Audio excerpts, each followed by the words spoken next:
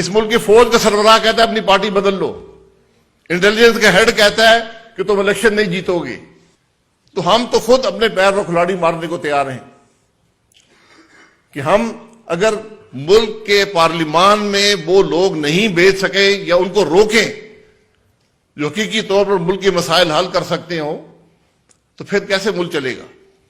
یہ بڑی بنیادی باتیں ہیں جن کا آپ آج شاید وقت آ گیا ہے کہ ان باتوں کو طے کیا جائے۔ ہم سب کرپشن کی بات کرتے ہیں، سب سے بڑا نعرہ ہمارے ملک میں کرپشن کا ہے۔ دنیا کا واحد ملک ہے جہاں پر ایک ادارہ ایک آمر نے بنایا صرف اس مقصد کے لیے کہ ملک کے سیاستدانوں کا احتساب کیا جائے۔ آپ ریکارڈ منگا لیں کتنے سیاستدانوں کا احتساب ہوا ہے اس ادارے کے اندر۔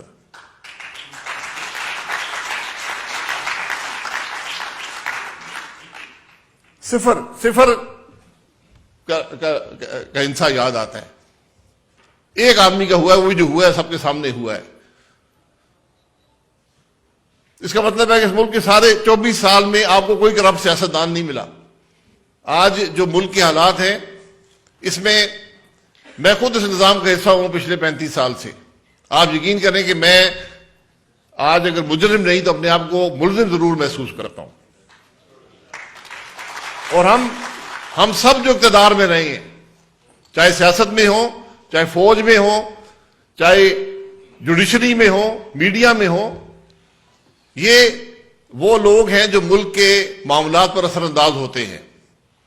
تو آج اگر ہم اس نہج پہ پہنچے ہیں تو ہمیں کم از کم صفائی دینے کے بجائے اس بات کو قبول کرنا ہوگا کہ ہم سب اس میں شریک ہیں، کوئی بری ذمہ نہیں ہے۔ ہمارا آئین 73 کا آئین اس سال 50 سال کا ہو جائے گا۔ کون سی شک ہے اس آئین کی جو ہم نے نہیں توڑی؟ مجھے ایک شک بتا دیں جو ہم نے نہ توڑی ہو۔ اور ابھی فیصل صدیقی صاحب نے بتایا تھا، اور بالکل میں ہمیشہ یہی بات کرتا ہوں کہ جتنا ڈیٹیلڈ اور ایکسپلیسٹ آئین پاکستان کا ہے شاید ہی کسی ملک کا ہو، پھر بھی ہم اس کی تشریح کرتے رہتے ہیں۔ ہر چیز کا مقصد، اس کا طریقہ کار، ہر چیز لکھی ہوئی ہے۔ صرف یہ چیزیں نہیں ہیں، ہر آئینی عہدے کا حلف بھی آئین کے اندر موجود ہے کہ آپ نے حلف کیا لینا ہے۔ یہ شاید دنیا کے کسی ملک میں نہیں ہے۔ آرمی افسر، بیوروکریٹ، پرائم منسٹر، وزیر، آڈیٹر جنرل، جو بھی آئینی عہدے ہیں سب کا حلف بھی وہاں موجود ہے کہ ہم نے اس حلف کی پاسداری کی ہے۔ اصل سوال یہ ہے، ہم نے اس فورم پہ ایک فیصلہ کیا ہے کہ ہم نے کسی پر تنقید نہیں کرنی، نہ کسی کی تعریف کرنی ہے، لیکن میں یہ ضرور کہوں گا، اپنا تجربہ تو ضرور آپ کے سامنے رکھوں گا۔ اس ملک میں کا صدر مجھے کہتا ہے کہ اپنا استعفیٰ میرے حوالے کر دو۔ ایز اے ایم نے اپنا استعفیٰ، اس ملک کا صدر رات کی تاریکی میں ایم این ایس کے استعفے جمع کر رہا تھا کہ حکومت کو ختم کروں گا۔ اس ملک کی فوج کا سربراہ کہتا ہے اپنی پارٹی بدل لو،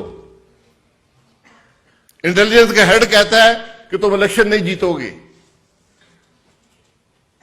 یہ سب چیزیں ہم نے دیکھی ہیں۔ اس ملک کے پارلیمان میں عوام کی رجسٹریشن نہیں ہوتی، حکومت کی سہولت کے لیے ہوتی ہے۔ میں 35 سال سے ایوان میں آتا جاتا ہوں، آپ یقین کریں میں نے کوئی ایسی رجسٹریشن مجھے یاد نہیں ہے جو عوام کی سہولت کے لیے ہو۔ ہر لیجسلیشن یہ ہوتی ہے کہ حکومت کس طرح اپنے معاملات کو بہتر چلا سکے۔ کابینہ کے اندر کیا فیصلے ہوتے ہیں فیصل فضواری صاحب جانتے ہیں، کس طرح ہوتے ہیں، کیا ان کی کوالٹی ہوتی ہے ان ڈیسیشنز کی، کس سوچ کے ساتھ وہ آتے ہیں۔ یہ وہ ناکامی ہے جنہوں نے ہمیں یہاں پر پہنچایا ہے۔ یہ آج میں پھر کہوں گا، کوئی بھی اس سے بری ذمہ کہہ دے اپنے آپ کو، میں اس سے تکرار کرنے کو تیار ہوں۔ اس لیے آج ہمیں سب سے پہلے یہ قبول کرنا ہے کہ یہ غلطیاں ہم نے کی ہیں، وہاں سے سفر کی ابتدا ہوگی۔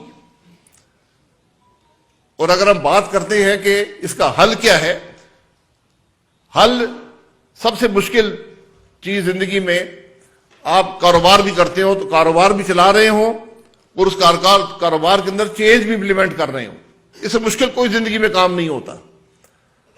آج پاکستان کی ضرورت ہے کہ ہم ملک کے مسائل بھی حل کریں اور ساتھ ساتھ ریفارم بھی کریں۔ ہم نے تو ملک کے چلانے میں بھی بے بسی کا اظہار کر دیا ہے، ہم اس میں بھی ناکام ہو گئے، تو ریفارم کون کرے گا؟ اور یہ تو اب طے شدہ بات ہے کہ جس طرح ہم ملک چلا رہے ہیں یہ ملک نہیں چلتا۔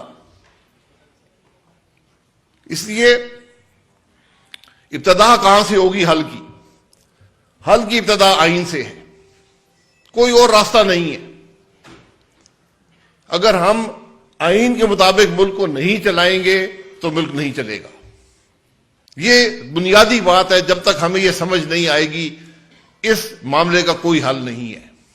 اور دوسرا، ہر شخص سوال کرتا ہے کہ حل کیا ہے، حل کیسے نکلے گا؟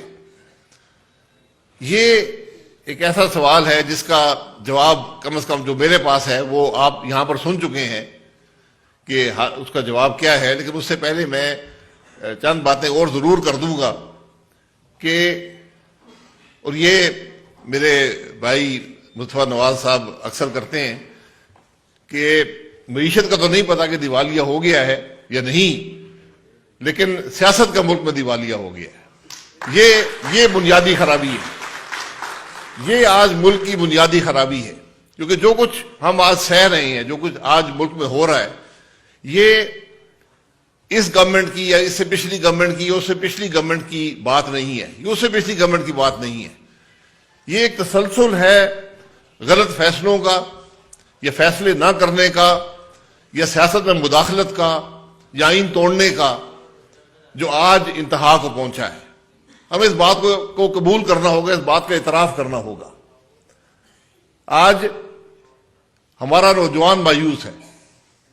آج سب سے بڑا خطرہ ملک کو جو میں سمجھتا ہوں، یہ معیشت بھی انشاءاللہ ٹھیک ہو جائے گی، سب محنت کریں گے ٹھیک ہو جائے گی، لیکن جو مایوسی آج نوجوان کو ملی ہے، جو معاشرے کے اندر بے چینی ہے، جو معاشرے کے اندر نفاق ہے، یہ کیسے ختم ہوگا؟